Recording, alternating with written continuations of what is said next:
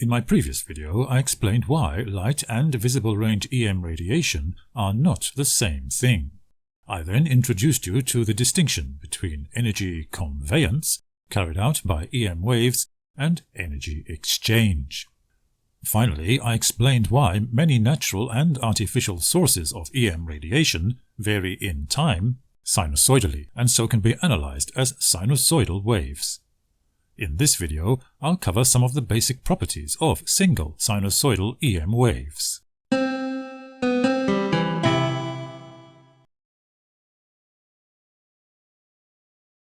Let's look at this classical depiction of a single ray of EM wave radiation. The sinusoidal form represents how the electric and magnetic field strength and polarity in the medium varies over time at any point in space. As such, it has the characteristics common to any sinusoidal waveform, namely amplitude, frequency, and phase. The amplitude is the maximum displacement from zero of the field strength, in either direction. So, the amplitude is half the total variation from positive maximum to negative maximum. It is equivalent to the radius of a circle that defines a mathematical sine wave. The frequency is how many times the field strength completes one full cycle of its oscillation in a fixed unit of time or space. When measured in Hertz, the unit of time is 1 second, and so frequency is the number of field strength variation cycles per second. Note that the frequency refers to the speed of fluctuation of field strength, and not the speed of travel of the radiation through a medium.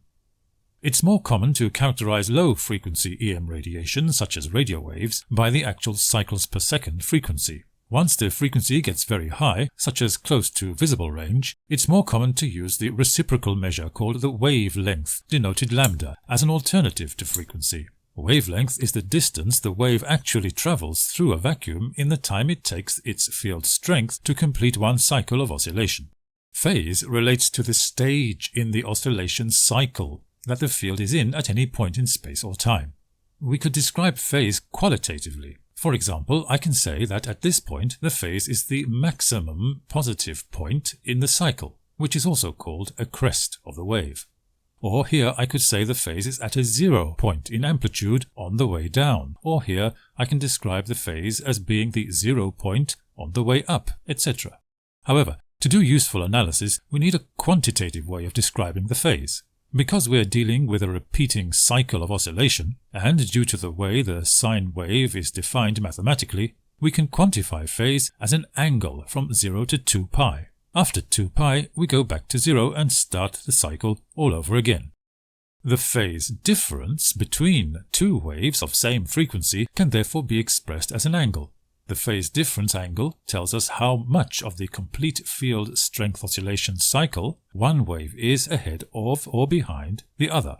If one wave is ahead of the other by exactly 2 pi, then it is back in phase with the other wave, so a phase difference of 2 pi is equivalent to a phase difference of 0. If the two waves were not of the same frequency, the phase relationship between the waves would be constantly changing.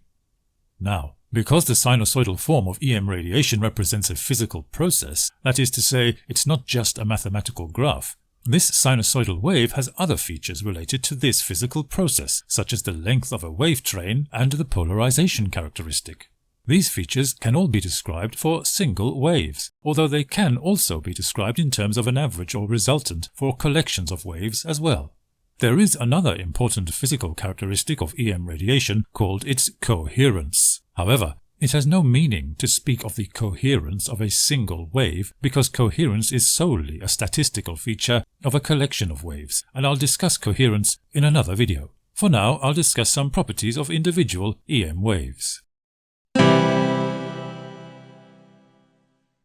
Since I'm discussing the properties of an individual wave, it seems fitting to begin by defining what we mean by an individual wave. When an atom injects a quantum of energy into a photonic field, thereby generating 1 photon's worth of EM radiation, it does so over a finite time. This means that 1 photon's worth of EM radiation will have a finite extent in space and contain a finite number of oscillations of its electric and magnetic field over that length. This finite number of waves over the finite distance is called the wave train, It's like a locomotive train with a finite number of carriages all travelling together, hence the name. Let's say that it takes an atom 1 × 10⁻11 seconds to complete emitting 1 photon's worth of energy into a photonic EM field in a vacuum. If we take the speed of light in a vacuum to be approximately 3 × 10⁸ meters per second, this means that the front of the wave will have travelled a distance of 3 × 10⁸ times 1 × 10⁻11 meters. That is, 3 × 10⁻³ meters or 3 millimeters by the time the emission ends. So, this will be the total length over which the sinusoidal electric and magnetic field oscillations will be occurring. Now, if the wavelength of this radiation is 600 nanometers, then we can calculate the total number of wave oscillation cycles that will occur in this 3 millimeter total length of the wave by simply dividing 3 millimeters by 600 nanometers, and that gives 5,000 waves. So, this atom will emit a wave train 5,000 waves long with each single photonic emission. Polarization is the orientation of the field fluctuations. By convention, the direction of polarization is dictated by the direction of oscillation of the electric field component, not the magnetic field component. So, in these illustrations, I'm only showing the electric field. Polarization of an emitted EM wave arises from the orientation of vibrations of the emitting source, which is an atom in the case of most visible frequency EM waves. If the source vibrates in one plane only, then all wave trains emitted from it will be orientated with their field oscillating along one axis only, which will not change all along the wave train. This is called linear polarization. The angle of this axis of vibration can vary for each wave train, as shown, to give linearly polarized wave trains at lots of different angles. However, the vibration of the source need not be restricted to only one plane for the duration of a single photonic emission event. The plane of vibration can vary over time to give an elliptical or circular variation in the plane of vibration. This gives rise to an EM wave where the orientation of its field oscillations also changes gradually over time in a single wave train. This is called rotational polarization. This rotational variation can go clockwise or anti-clockwise in relation to the direction of travel of the wave, and there's a right-hand rule you can use to label it as left or right-handed circular polarization. Many natural emitters of visible frequency EM radiation have atoms vibrating in all these ways, so any group of EM rays coming from those sources do not have a predominant polarization state, but a random mixture of all possibilities. This is called non-polarized EM radiation. The electric and magnetic field strengths of two or more EM waves will have a reinforcing or cancelling effect on any charged particles they encounter simultaneously. In the region where the two waves overlap, their field vectors will add or subtract to produce a resultant field strength and direction, but beyond this region of overlap, the waves carry on travelling with their own original field fluctuations, as if neither wave had encountered the other. In other words, the waves don't actually alter each other. For this reason, I think it can be a bit misleading to those who are not already familiar with this to say that the waves interfere with each other.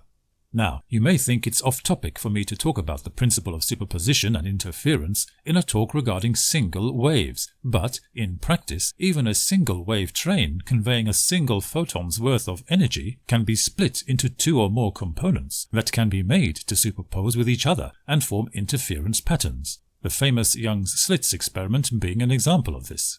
However, remember what I said in the previous video, that a wave is a conveyor of energy, and as a conveyor, it is a distinct phenomenon from the energy exchange event that injected that energy into it to create the wave, and any energy exchange event that will extract that energy out of it to destroy the wave.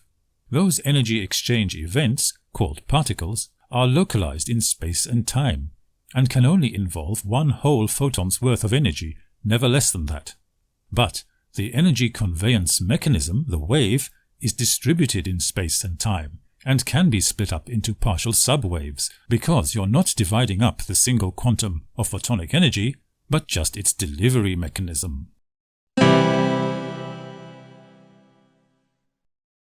In this video, I described basic properties of single sinusoidal waves of EM radiation, namely their amplitude, frequency, phase, polarization, and the concept of a wave train. I explained why the term interference in relation to EM waves can be misleading, because EM waves don't actually change each other when they meet. However, even a single photonic wave train can form an interference pattern if suitably divided and recombined.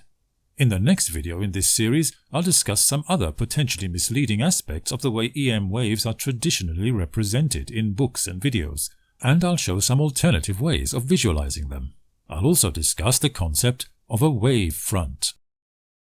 If you like this video, please hit the thumbs up like button and view some of the other videos on my channel. If you'd like to support the project, you can do that by subscribing to this channel and telling others about it.